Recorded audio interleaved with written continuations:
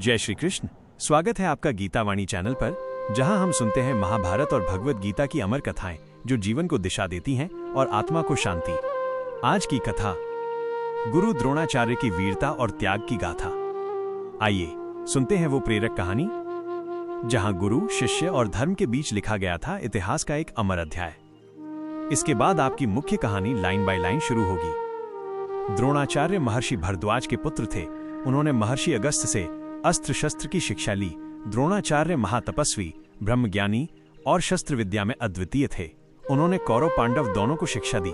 शिक्षा पूर्ण होने पर राजा द्रुपद को पकड़कर लाने का आदेश दिया। अर्जुन ने जाकर द्रुपद को बंदी बना लिया। द्रोणाचार्य ने आधा राज्य द्रुपद को वापस कर दिया। द्रुपद ने बदला लेने के लिए यज्ञ किया। उस यज्ञ से धृष्टद्युम्न और द्रौपदी का जन्म हुआ। धृष्टद्युम्न को गुरु द्रोण ने ही अस्त्र शस्त्र सिखाया। युद्ध में धृष्टद्युम्न ने द्रोणाचार्य का वध किया। भीष्म, द्रोण, कर्ण, कृपाचार्य, अश्वत्थामा, विकर्ण और सोमदत्त का पुत्र भूरिश्रवा ये सब महायोद्धा थे।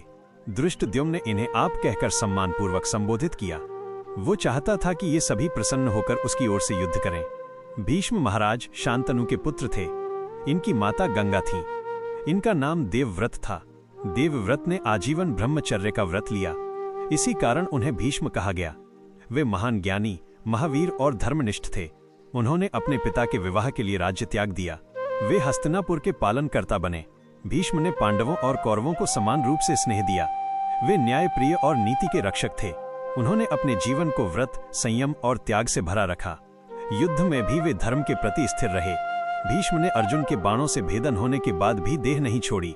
उन्होंने उत्तरायण आने पर देह त्याग किया। कर्ण सूर्यपुत्र कुंती के गर्भ से उत्पन्न हुए। कर्ण का पालन अधिरथ नामक सारथी ने किया। इसी कारण उन्हें सूतपुत्र कहा गया। उन्होंने द्रोणाचार्य से शस्त्र विद्या सीखी। कर्ण उदार, दानी और सत्यप्रिय थे। वे भगवान सूर्य के उपासक थे। उन्होंने द्रौपदी स्वयंवर में भाग लिया, परंतु पहचान छिपी होने के कारण अस्वीकार किए गए। कर्ण ने दुर्योधन का साथ दिया। दुर्योधन ने उन्हें अंग देश का राजा बनाया। कर्ण अपने मित्र के प्रति सदा निष्ठावान रहे। युद्ध में कर्ण ने वीरता से युद्ध किया, परंतु अंत में अर्जुन के हाथों वीरगति प्राप्त की। कृपाचार्य महर्षि शार्दूल के पुत्र थे।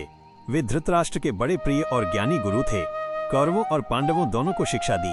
वे वेद शास्त्रों के ज्ञाता और धर्मनिष्ठ व्यक्ति थे। उन्होंने युद्ध में अपनी निष्ठा निभाई, इसलिए इनके नाम के साथ समितिंजय विशेषण लगाया गया। अश्वत्थामा कृपाचार्य के भांजे और द्रोणाचार्य के पुत्र थे। वे महान योद्धा और शूरवीर थे। उन्होंने अपने पिता से युद्ध विद्या सीखी। युद्ध में उन्होंने घोर युद्ध किया और अत्यंत बलशाली थे। विकर्ण धृतराष्ट्र के 100 पुत्रों में एक थे। वे धर्मात्मा, वीर और न्यायप्रिय थे। द्रौपदी के चीरहरण में उन्होंने सभा में विरोध किया। उन्होंने कहा, ये अधर्म है। फिर भी वे अपने भाइयों का साथ निभाते हुए युद्ध में वीरगति को प्राप्त हुए। सोमदत्त का पुत्र भूरिश्रवा भी महान योद्धा था। उसने भीष्म और द्रोणाचार्य के समान ही युद्ध में योगदान दिया। युद्ध में वो भी वीरगति को प्राप्त हुआ। दुर्योधन ने अपनी सेना देखकर कहा, हमारी सेना भीष्म द्वारा रक्षित है। उसने गर्व से अपनी सेना को अजेय बताया। भीष्म पितामह उस समय कौरव सेना के प्रमुख थे। वे महान योद्धा और अनुभवयुक्त सेनापति थे। उनकी गर्जना से पूरी सेना में उत्साह भर गया। दुर्योधन ने पांडवों की सेना को देखकर चिंता जताई। उसने कहा, पांडवों की सेना भीम द्वारा रक्षित है। दोनों सेनाएं विशाल और बलशाली थीं। दुर्योधन ने अपनी सेना को सावधान रहने का आदेश दिया। उसने कहा, हम सबको मिलकर युद्ध में डटकर खड़ा रहना होगा। भीष्म के नेतृत्व में कौरव सेना युद्ध के लिए तैयार हुई। ये कथा आपको कैसी लगी? अगली कथा सुनने के लिए जुड़े रहिए गीता वाणी के साथ। शुभकामनाएं। यह एक उत्कृष्ट स्क्रिप्ट है।